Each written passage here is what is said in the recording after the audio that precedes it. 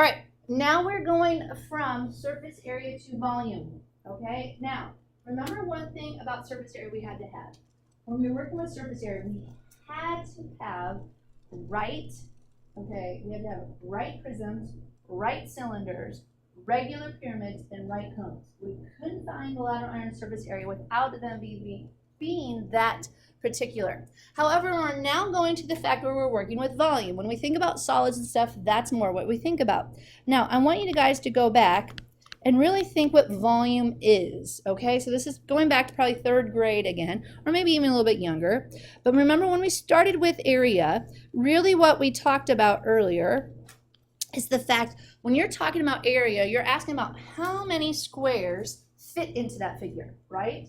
How many that are unit on each side, and then we choose what measure that unit is, meters, centimeters, whatever, that fit in there. But when you go into a 2-dimensional figure to a 3-dimensional figure, we're no longer counting squares. What are we counting?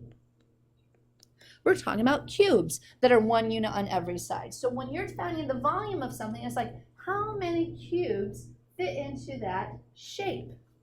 So it's not that big of a deal, but you need to remember how you label it. Do I say units cubed?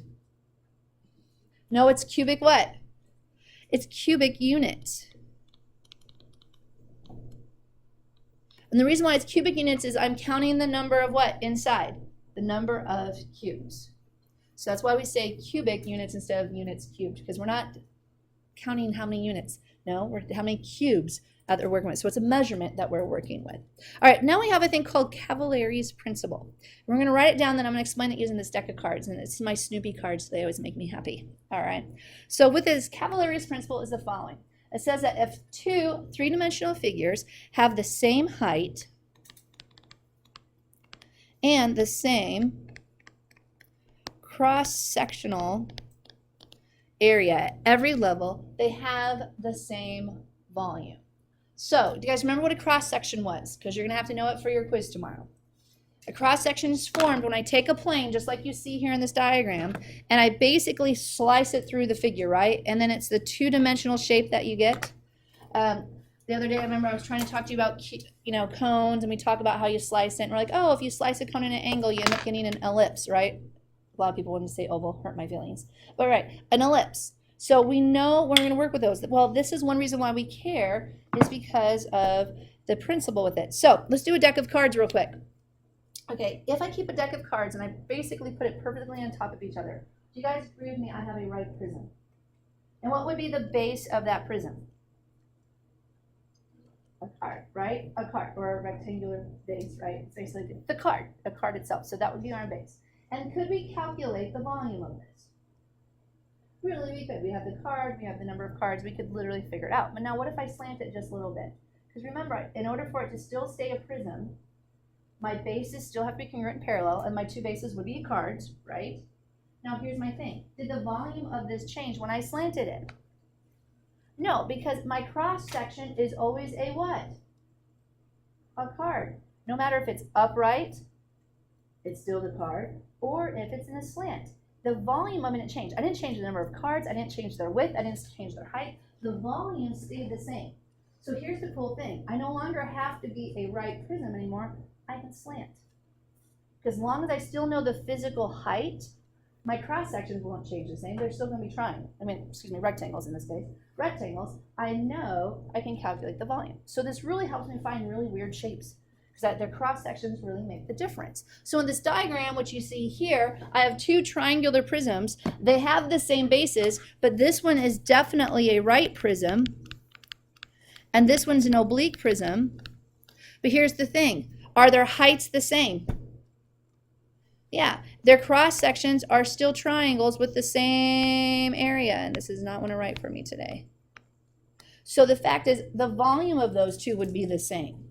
So here's where it's kind of cool now. I don't have to worry about if it's a right or oblique prism anymore. I just need to know the base and the height. That's all as I need for volume. All right, so let's go ahead and get our formulas down when we're working with these. So the volume of a prism with a base area of capital B and the height h is just the following. Volume is area of the base times the height. Guys, if you have this memorized, we can convert it to all the other volume formulas. We can easily calculate it. Now, let's think about a cube. Cubes we just do slightly different, but I think you guys could calculate this one for me real quick. What's the base of a cube? It's a what? Square. So if it's a square, and it's S on all sides, what's the area of that? Side squared. Okay, what's the height of a cube? The side. So what's going to be the volume of the cube? If I go area of the base times height, that's side squared times side. Isn't that just side what? So there it is. Volume is side cubed. So for cubes, it's great. Now, when you were in middle school, probably elementary school, you also learned the volume for rectangular prisms. You would just sit there, length times width times height. We're not going to worry about that anymore because if we do area of the base times the height, it will always cover it. So if you ever went back to that, you're not going to be wrong. It's just not necessary. So let's crank out some problems because we're to the point now, friends. I don't need to waste your time. We just need to make sure that you know how to apply those. All right. So what type of prism is this very first prism? Rectangular prism. All right, here's my question. What's your base? Here's my question. Does it matter right now? No. All right, let's have some fun. All right, first row. Your job is you're going to take this side to be your base. Calculate its volume real quick, okay? Can you guys do that? Let that be your base. Calculate the volume. All right, middle row. I want you to use the base of the rectangular prism to be the bottom one. Are you guys with me on that? So you do the bottom one. All right, you guys, what I want for you, third row here, I want you to use the sideways ones, the front and the back one. So use, I don't know if I can draw it so it looks like that. Use this one to be the volume. Now guys, do it the way that you know to. You gotta draw your what? So each one of you are gonna have a different base. So draw your base. Calculate the area of the base. You don't have to worry about perimeter this time. This is what you do behind this. And then use your volume formula. And let's see what we get here. That is so not a cube. You're definitely not a cube. They're not all the same. That would be concerning. All right, I need to fix a touch thing I have. All right, we had base in red. I need to do this fairly quickly, see if I can do this without too much time.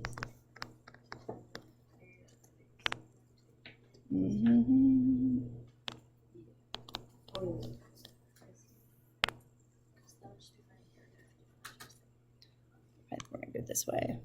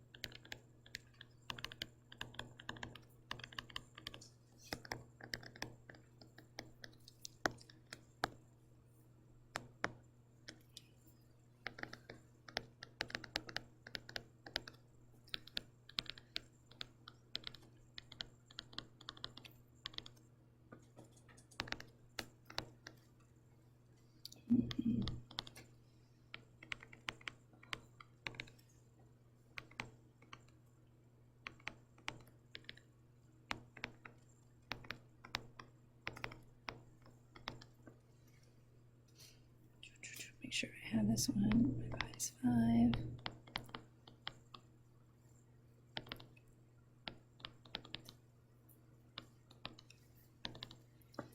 All right. Understand if you're doing your homework. Do I want all three of these? Please say no. What am I just trying to prove here? On a rectangular prism, doesn't matter which one's the base.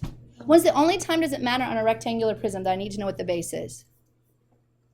Lateral area. Only time. And then again, you just do top and bottom if that's the case. But guys, what did you get for the area of this? Did you guys get, what's 15 times? Do we get 195? Cubic centimeters. Did you guys get 195? cubic, that should be look like a 3 here. Oh, look, volume again, do I get 195 cubic centimeters? So for volume with rectangular prisms, doesn't matter which side's your base. I love it. That's the cool part about it. Now, please, when you're doing homework, do one. Don't give all 3. I don't want your homework to be that long. But the idea is it doesn't matter which one's the base when it comes to volume. It just matters for a lateral area. All right. The next one says, find the volume of a cube with base edge length 15 inches. Again, if you are not real confident in that formula, could I use area of the base times the height? As long as you drew your base, would you be okay?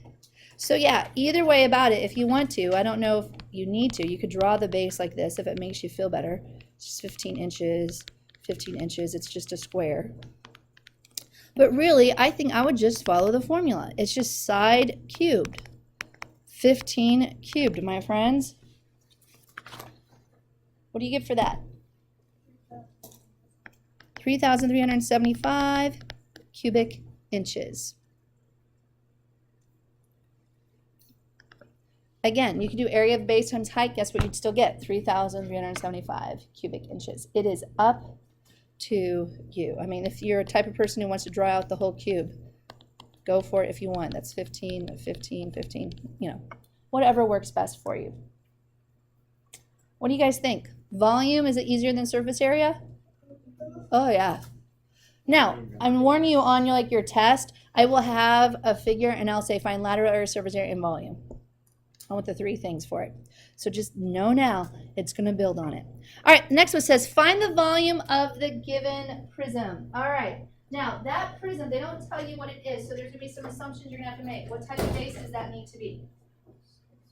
All right, what type of hexagon?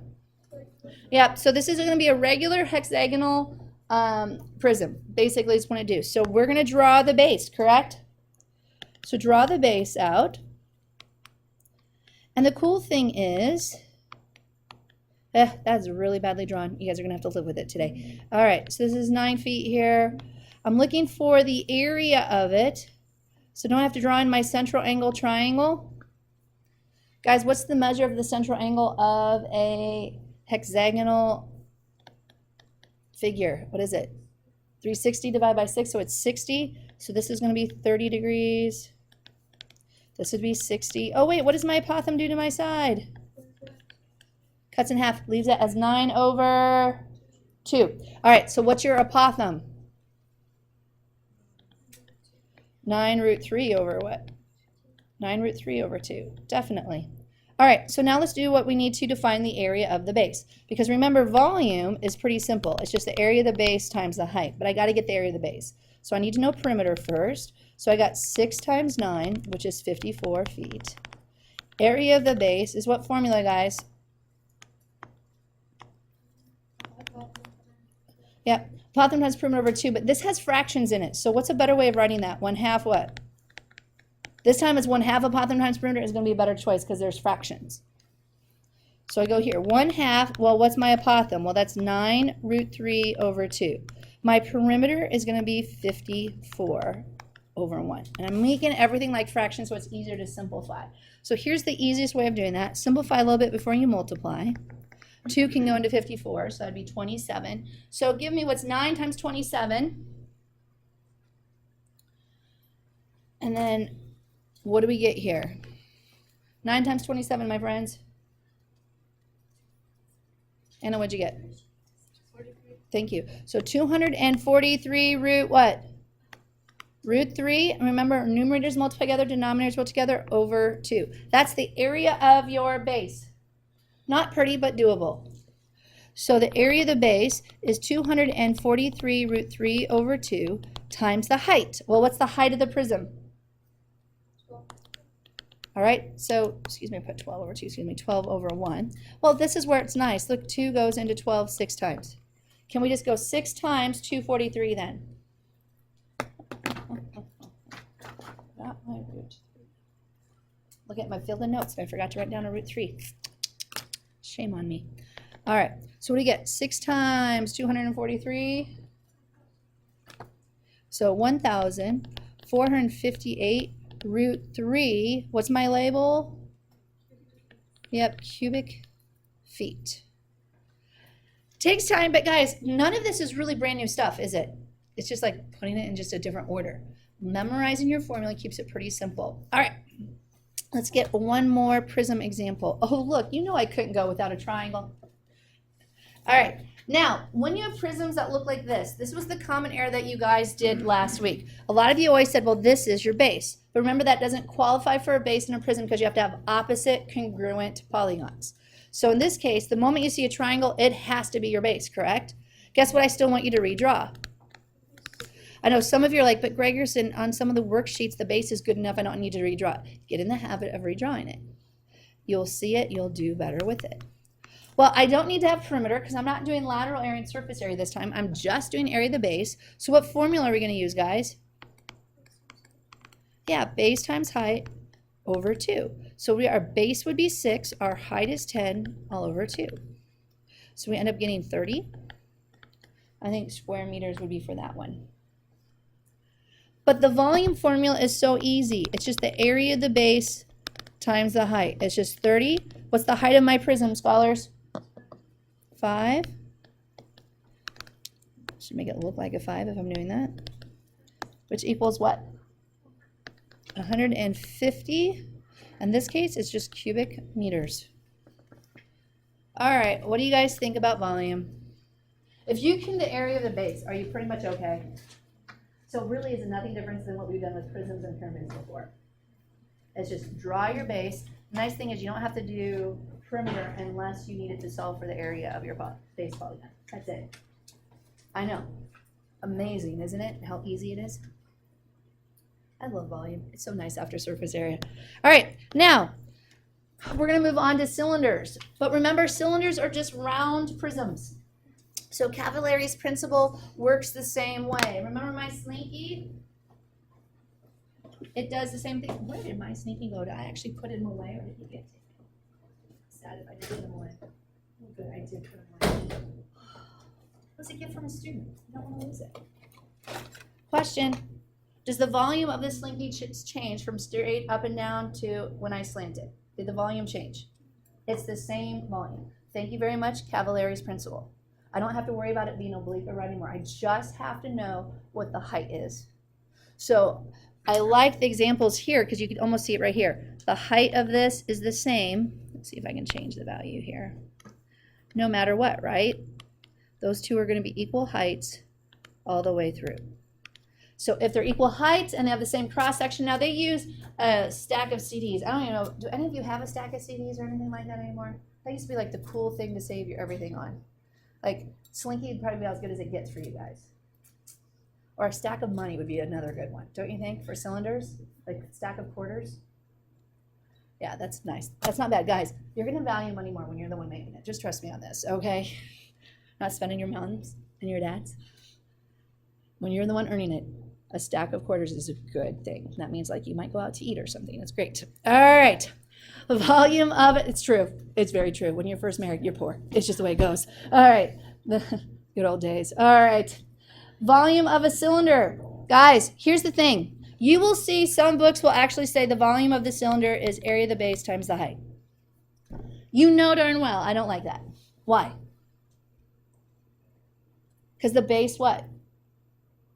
The base never changes on a cylinder. So what's a better formula?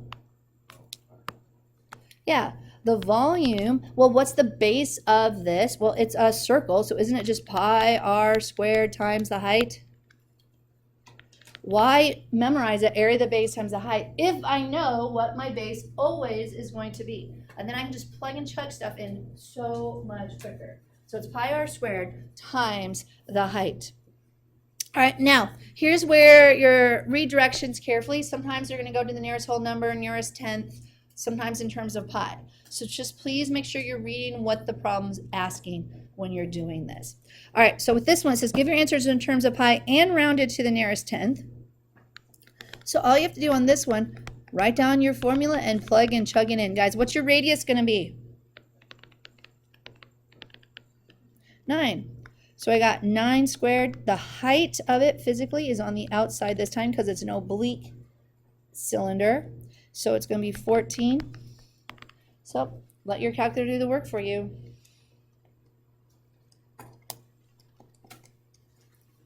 What'd you guys get? 34 pi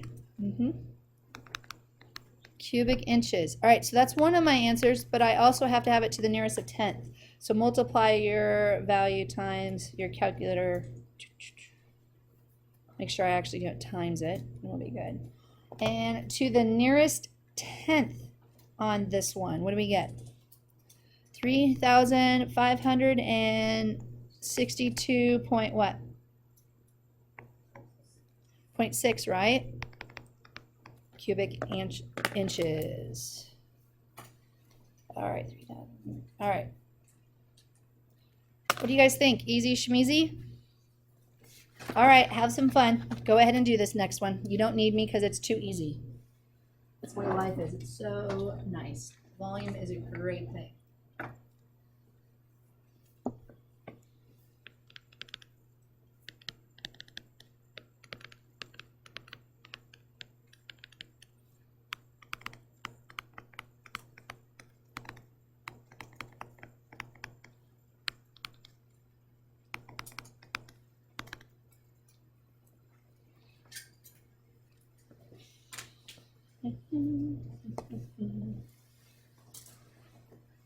Make sure you write your formula down. Your work needs to be where? Directly below it. That doesn't change from how I do things, guys. So keep that in mind. All right. What'd you guys get? 1,088 pi cubic inches. You poor things. Oof. All right, now let's have a little bit of fun. It says here, find the height of each figure with the given volume. You have the volume of 45 cubic inches. All right, guys, what do I have to do? What type of problem is this? It's a work backwards problem because I'm given volume at the end. Do I still need to know what my base is? Yeah, I'm looking for H. That's what I don't know, but I still need to know what the base is. So we're going to still calculate that. So this is 3, this is 5. So the area of the base is going to be base times height over 2. So I get that to be 3 times 5 over 2, 15 over 2. Are we good with that? Now we need to work so we can figure it out. So the area equals area of the base times the height. The volume, they tell us, is already 45. Area of the base is what, guys? 15 over 2 times the height. Now, how you choose to solve at this point is where you're the most comfortable. How many of you in your head would just multiply it by 2 and then you'd divide by 15? Any of you do that? Any of you would multiply by the reciprocal? Could I multiply? This is the one that we taught you back in pre-algebra and algebra 1. Oh, excuse me. Yeah, just didn't write it down. I'm going to blame the surface, but that's really not true. All right, anyway. Could I do it like this? Either way, if I multiply by the reciprocal, do I get the same thing? For a lot of you, this isn't how you think. Let's just go there. It isn't, all right? That's totally fine. I'm just saying it's okay to do it that way. A lot of you are more like, I'm going to multiply by 2, get that to be 90, and then divide by 15. Great. You may totally do it that way. But your height ends up being, no matter what, how many inches, guys? Are we allowed to just divide 45 by 15 over 2? Yeah, you can, especially if you have your calculator. That's no problem. A lot of you just don't think that way. I know that sounds funny. Like, you don't like dividing by fractions, right? But that's also the same thing as multiplying by the reciprocal. That's why I can multiply both sides by 2/15. That's just your options. In whatever makes it so, let me put it this way. Don't get it wrong. Make sure you have your work shown so I can follow it as long as you're mathematically correct. It's fine. And like, especially with the calculator key on your calculator now, it saves a lot of those hassles, right? So it should be 6 inches, I do believe, right? All right, work backwards on this next one. Should not be that difficult for you either. I'm looking for the height. Guys, what do I call this segment right here? Besides the altitude, it's also called the what of the cylinder? That's also the axis of the cylinder. So please don't forget that when you're working with it. All right, so we're looking for that. So area of the base, oh, let's not even do that. It's easier to do. Volume is just pi r squared times the height. Volume is going to be 20 pi. Your radius is 2 squared.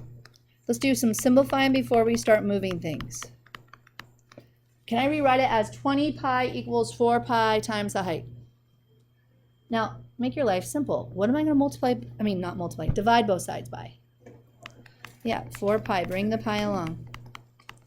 The pi's simplify out that way. So you get 5 is equal to the height. So the height is 5 meters. Guys, a lot of you have been not, when it's a simple problem like this, have not been labeling your final answers when it's just height. It's like volume or surface area, boom, no problem. You're going to label. It's just got to make sure you got to be careful now. Also, volume, don't square it. Make sure it's huge. Basic stuff. What do you guys think? Not too bad, is it? What do you need to study for tonight besides doing homework? You need to know your formulas. You're going to be doing lateral and surface area of everything. The diagrams, like the first several lessons, like where it talks about the base, the lateral edge, your height, all those type of things, you need to know to be able to fill in the blanks. With me on this? No definitions, cross sections. I would study your homeworks as well.